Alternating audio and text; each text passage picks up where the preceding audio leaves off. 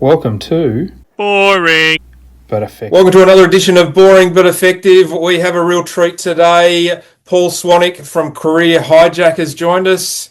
Paul is a recruiting expert and does a wonderful job in training people on how to make the most of their careers. Welcome, Paul. Hello, nice to meet you, David. Hey, tell me, how did you get the inspiration to start Career Hijack? The inspiration came from a conversation with a friend of mine who was going through a career shift, and it was a bit more nuanced because, she'd been in a corporate role for about 8 years now, and she left because of some mental health issues she was trying to deal with, and she took a year out and then wanted to come back, but do something completely different. Didn't want to stay in the industry, and so she came to me and said, "Look, what do you recommend? How should I approach, everything?" Yeah. And so I sat down with her and I did a lot of the basics that I've often done when I'm consulting other people with their careers, just as you do as a recruiter. And over the course of the weeks that I spent with her, you realize that there's a lot more to it around some of the emotional drivers, the fear factor. So I sort of had to go into a little bit deeper, and then once we'd finished that, I went for a bit of a solo break up the coast of New South Wales. So I was driving up to Coffs Harbour and listening to a few podcasts, and I don't know why, it just suddenly came to me. It's like, in terms of what I've just been through with my friend, is there something out there that actually does all of this? Because but I thought, is there anything that's like a full suite? And I couldn't find it. So I thought, okay, I'm going to build it. Let's see what I can do. I've wanted to do something else. All I've ever done is recruitment. Let's see if I can actually do something a little bit different. So I did the first build, which was terrible. It took me about 6 months to do. It was when I look back on it now, geez, that was amateur. But I enjoyed doing it. So I created this concept of starting at the beginning in terms of your mindset, where you are, and then setting the platform for everything else, right? So how you build your resume, how you understand the market and opportunities around you, how you network, how you build up your presentation, your articulation skills, how you actually really deeply prepare for interview processes, not just the actual interview, but everything, the whole process, how you manage rejection and turn it into like I'd say your best friend, really. And the way to actually think about salary negotiations and so put it together.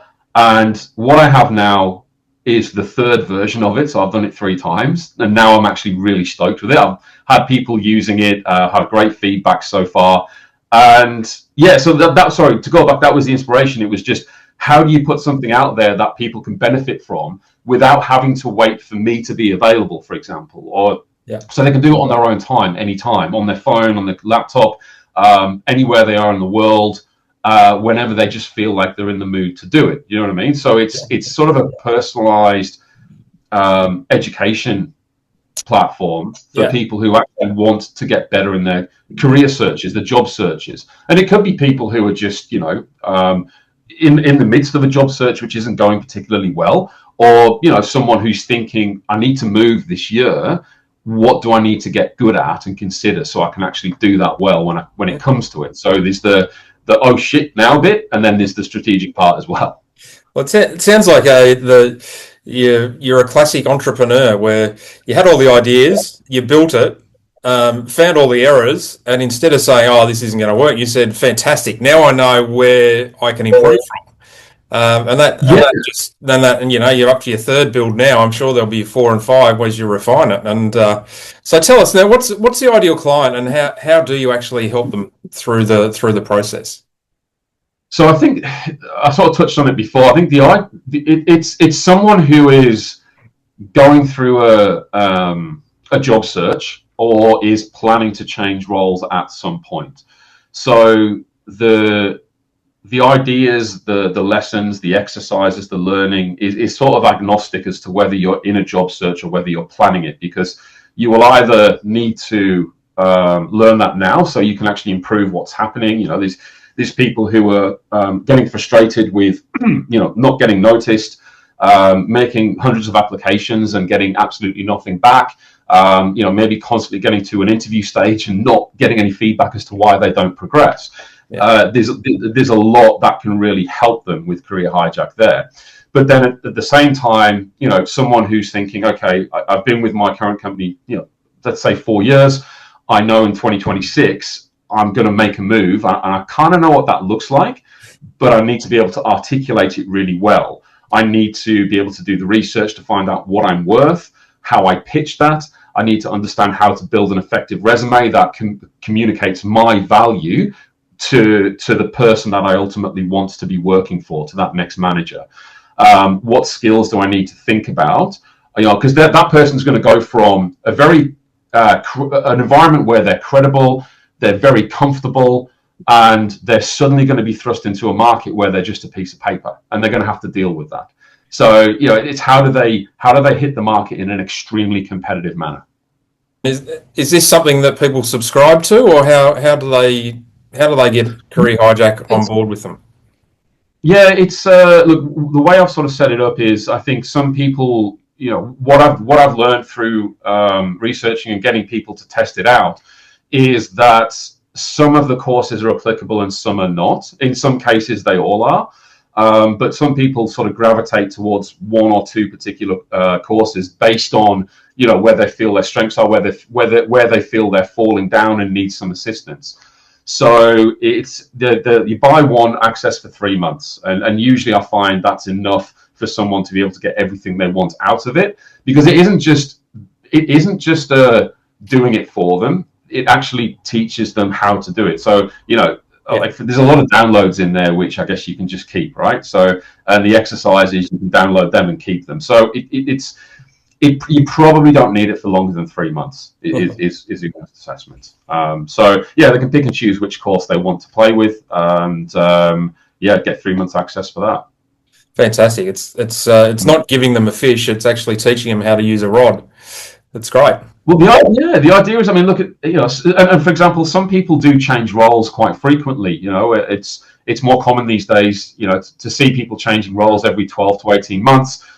People who are professional contractors will change even more frequently than that. So, the idea is that if you can assimilate and learn all these ideas, now you can take them with you on your next job search as well. You can actually even take some of this into the first 6 months of your role as well, right? So things around presentation, around how you prepare for certain things, how you put plans in place. It's applicable elsewhere than just the job search. So yeah, the idea is that in a semi-altruistic way, that you won't have to keep coming back to it. You should be able to take this knowledge with you for the rest of your career. That's brilliant. Yeah, I love what you're doing. It's a terrific website. Hey, tell us, what do you think the future is for Career Hijack and broader recruitment industry? How's that going to, what's 2026 and beyond look like in your eyes? So for Career Hijack specifically is, I'm at the point now where I really like the product, and I've had people using it, and I just got feedback from someone over the weekend gone that they found a job because of it. So, and that's the one you want, right? Yes. So it's like, great. I want more of that. So it's to really push the brand, the idea, get people to use it, and also get feedback as well, right? I mean, I think the first real year of putting it out there is I want people to benefit from it, but I also want feedback, whether it's good or bad or ugly. I need to work out where I can improve elements of the product. But then in terms of growing from there, there are other opportunities. There's a friend of mine who's got a son who's like 17 now, and he's thinking about, okay, how do I get a job after high school? He doesn't want to go into university or trades. And she said to me, how would you kind of give him advice? I was thinking, I don't know. That's a really interesting one. So one thing I've started to actually think about and research now is, how do you get people from education into the workforce? How do you make that transition easier? Yeah. So that's potentially another line that I want to look at and see if I can make that transition easier for people who are trying to get a foot in the door in the first gig. The other one is, I've done a lot of consulting about around getting from being a technical expert into leadership roles, which is one of the hardest shifts to do. Yeah. Because it's not something you do just like that. It's something you have to plan for. And so whenever I've consulted with people on that, they're surprised to learn that it's a 12-month process as a minimum, because you've got to start doing two things, which is overlaying the learning around managing people and encouraging people and leading people, but also letting go of some of the things you own as a technical expert to give you time to be a good leader. And it doesn't happen overnight. So, one of the areas of interest for me is to try and extend Career Hijack by building a product that helps people get to that next step from a technical level to a leadership level, right? So I ultimately want to build over time a suite of products that helps people make, with the various challenges they have throughout their career, so they can navigate it better, they can get more out of it. And ultimately what it comes down to is, look, get more money by being better and, negotiating that extra $2,000 or $3,000, which then compounds every time you obviously get an increase again, and help people get through their careers, the most efficient way, the most effective way, and end up making the most money they can. That's what it comes down to. That's fantastic. It's really a great tool to give them the confidence to know in their resume and their negotiations and all the skills that you just refine for them, that they have the ability to do what they're trying to do. And I think it's a fantastic thing that you're doing, and I appreciate you coming on. It's been a terrific chat with you. No, I appreciate it. It's been nice to talk about it. Enjoyed it. Yeah, that's cool. Now, people, we've got a bit of fun now, Paul. People at the end of the interview get to tell me, what's your favourite food? Okay, it's really basic and silly, but it's a pineapple and pepperoni pizza, mate. That's literally heaven for me. On a Saturday night, if the footy's on in England at a reasonable hour, then yeah, that's where I am. I'm on the sofa watching the football with a pineapple and pepperoni pizza, mate. Well, look, you've opened a can of worms there about pineapple on pizza. And in Australia, mate, calling football, it's soccer. So we've got a couple of things out there. Right, look, I've been here for 20 years now. It's actually 20 years this month, and I still haven't been able to adjust to that. So I don't think I ever will. Nah. It's football for me. Yeah. Well, you've got a good comeback in that it is the world game. So there you go, mate. That's great. Now, last question. Yeah. You've ordered the pepperoni and pineapple pizza. Man U yes. is about to play. If there's one person in the world, living or deceased, that can come and kick back on the couch and have some pizza and watch some football with you, who would you invite? Yeah. Okay. He's deceased. It's Ogilvy, mate. Ogilvy on advertising. So Ogilvy was like the godfather of advertising, right? Back in the 60s, and he changed my world. In the sense, I read his book when I was about 30 years old. And it completely changed my approach to recruitment in terms of how I market opportunities, how I work with people, and it was so profound. And I've taken those lessons everywhere with me. So when people talk about influencers, things like that, I would absolutely have him, because the way he understood how people make decisions. How people buy, how people respond to things. It's so simple, but it's so effective that most people just miss it, right? Talk to them about Career Hijack and go, tell me, like, how would you pitch it? What do you see in it?